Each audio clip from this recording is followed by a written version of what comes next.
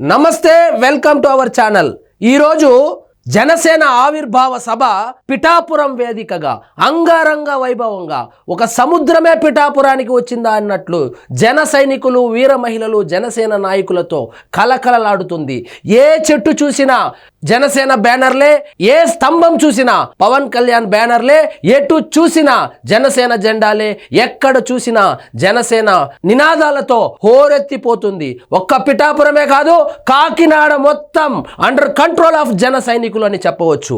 ఈ రోజు ఒక స్పెషల్ వీడియో చేసేకి ముందు ఈ వీడియో చూసిన తరువాత వివరాల్లోకి వెళ్దాము. చూడండి,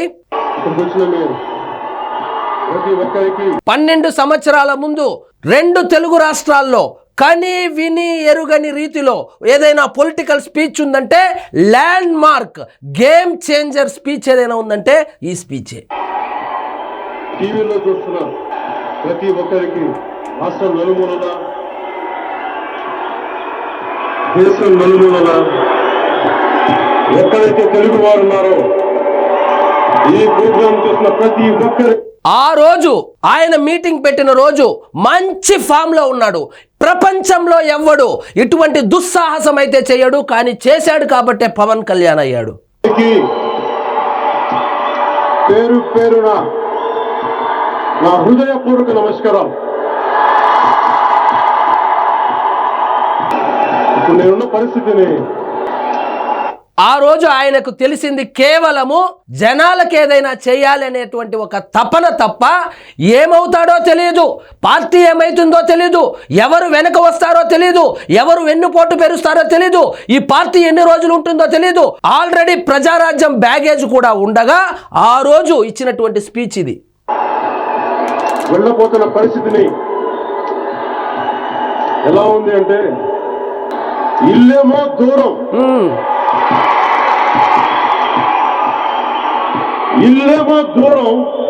ఇల్లేమో దూరం అంటే ఇల్లు 12 సంవత్సరాలకు అటువైపు ఉందని అర్థం.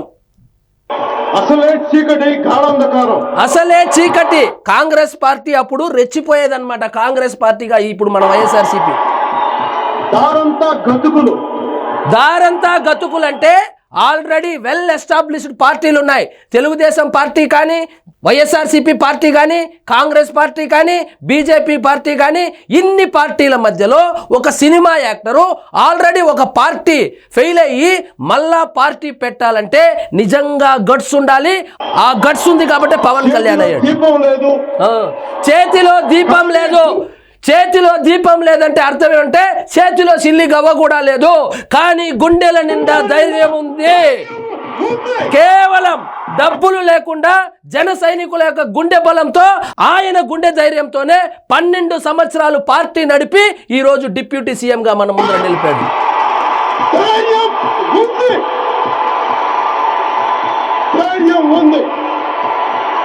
ఇలా స్టార్ట్ అయినటువంటి జనసేన ప్రస్థానము 12 సంవత్సరాల్లో ఇంకొక ల్యాండ్ మార్క్ స్పీచ్ ఇచ్చాడు.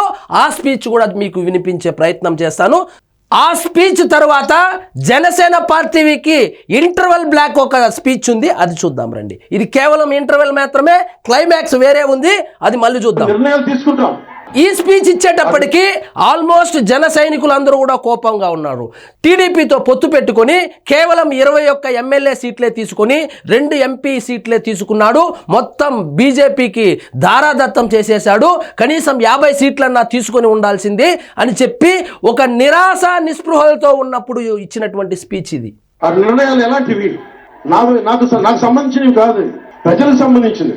పొత్తులో భాగంగా నేను 24 స్థానాలు తీసుకున్నాను. 24 అసెంబ్లీ స్థానాలు తీసుకుంటే ఇంతేనా అంటున్నారు. 24ఏనా, ఇంతేనా? మనోళ్ళు కాదు, అవతల వాళ్ళు. వాళ్ళకి తెలియట్లా బలి చక్రవర్తి కూడా వామనుణ్ణి. ఈ స్పీచ్ ఇచ్చినప్పుడు జనాలు లిటరల్ గా నవ్వుకున్నారు. ఈయన 24 సీట్లతో 151 సీట్లు ఉన్నటువంటి అతి బలవంతుడైనటువంటి జగన్మోహన్ రెడ్డి మీద అవాకులు చవాకులు పేలుతున్నాడు. ఈ సినిమా డైలాగుల వరకే ఉంటుంది, కానీ నిజ జీవితంలో ఇవి వర్కౌట్ కావు అని చెప్పి అందరూ నవ్వుకున్నారు. చూసి ఇంతేనా, బలి చక్రవర్తి కూడా వామనుని చూసి ఇంతేనా, నెత్తి మీద కాలు పెట్టి బలి చక్రవర్తిని అదాపాతాళానికి తొక్కుతున్నప్పుడు తెలిసింది ఎంతో. పవన్ కళ్యాణ్ ఏంటి, జగన్మోహన్ రెడ్డి తల మీద కాలు పెట్టి తొక్కడం ఏంది, అసలు పవన్ కళ్యాణ్ తీసుకున్నటువంటి సీట్లు ఏంది, ఈ కథ ఏంది, మాకు అర్థమే కావడం లేదు అనుకున్నారు. ఇంతింతై ఒటుడింతై నభో వీధిపై నంతై తోయిద మండలాగ్రమణకంతై వామనవతారాన్ని చూపిస్తుంది జనసేన. జగన్ గుర్తుపెట్టుకో, అర్ధపాతానికి తొక్కకపోతే నా పేరు పవన్ కళ్యాణే కాదు, నా పార్టీ జనసేనే కాదు, మర్చిపోకు.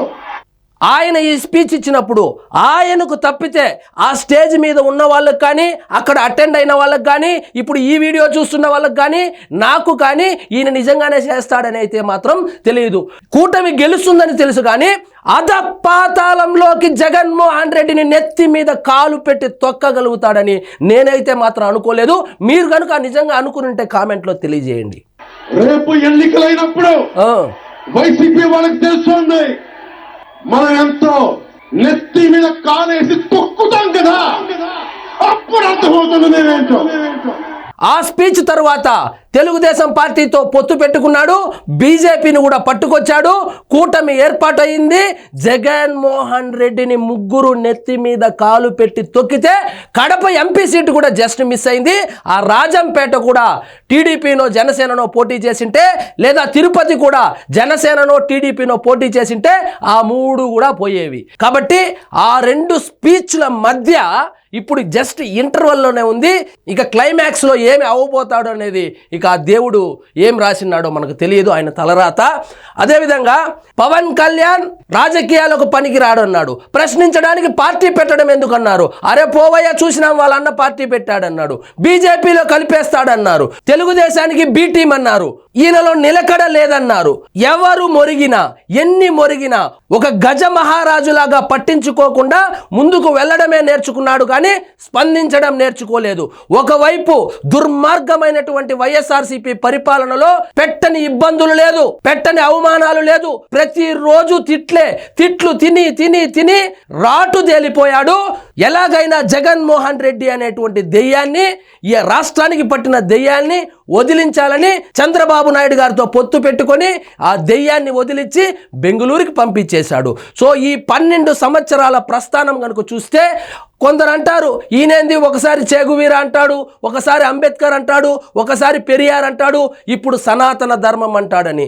ఆయన చెప్పింది ఏంటంటే చేగువీరాలోని కొన్ని లక్షణాలను నేను తీసుకున్నాను, అంబేద్కర్లోని కొన్ని లక్షణాలను తీసుకున్నాను, పెరియార్లోని కొన్ని లక్షణాలను నేను తీసుకున్నాను, సనాతన ధర్మము నా పుట్టుకతో వచ్చింది కాబట్టి, ఇది నా మతం కాబట్టి ఇతర మతాలను గౌరవిస్తాను, నా మతాన్ని ఆచరిస్తానని ఇప్పుడు సనాతన ధర్మాన్ని తన భుజ స్కంధాలపై వేసుకొని బేసిక్గా ఏ పార్టీ నాయకుడు, ముఖ్యంగా ప్రాంతీయ పార్టీలు సనాతన ధర్మం అనేటువంటి మాట మాట్లాడడానికే భయపడుతుంది. అలాంటిది బరాబర్ నేను అనాపాలజెటిక్ సనాతని అని చెప్పి బహిరంగ సభలో చెప్పినటువంటి దమ్మున్న నాయకుడు పవన్ కళ్యాణ్. ఎన్ని ఓట్లు వస్తాయి, ఎన్ని సీట్లు వస్తాయి అనేది పక్కన పెట్టి తను ఏం చేయాలి అనేది ఖచ్చితమైన నిర్దిష్టమైనటువంటి ప్రణాళిక, నిర్దిష్టమైనటువంటి ఆలోచనలు, నిర్దిష్టమైనటువంటి సిద్ధాంతాలతో ముందుకెళ్తున్నాడు. ఇది జస్ట్ ఇంటర్వెల్ మాత్రమే. ఇక క్లైమాక్స్ ఏం జరుగుతుందో అనేది వేచి చూడాల్సిందే.